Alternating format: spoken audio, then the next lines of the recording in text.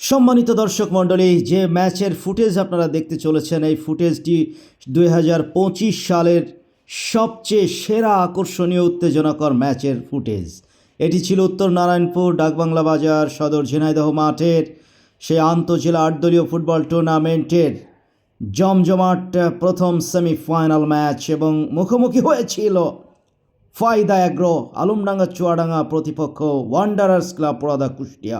হাসান বেয়ার প্রচেষ্টাটি দেখুন, এই শটটা যদি জাল খুঁজে পেত তাহলে ম্যাচের ভাগ্যটাই কিন্তু অন্যরকম হতে পারত। দুটি পরাশক্তির লড়াই কিন্তু আমরা দেখেছিলাম, দুটি যোগ্যতম দলের খেলা কিন্তু আমরা দেখেছিলাম 2025 সালে।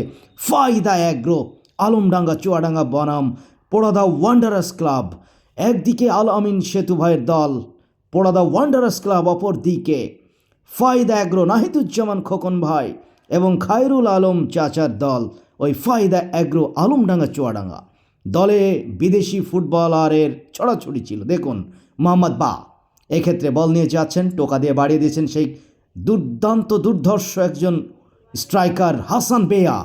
হাসান বেয়ার খেলাটা দেখুন, একজনকে কাটিয়ে কাট ইন করে চমৎকার স্কোয়ার পাস পেনাল্টি বক্সে। ওখানে সেই আব্বাস ছিলেন, নাইজেরিয়ান আব্বাস নাম্বার 9, সুযোগটি কাজে লাগাতে পারেননি। দারুণ সুযোগ তৈরি করেছিলেন হাসান বেয়া।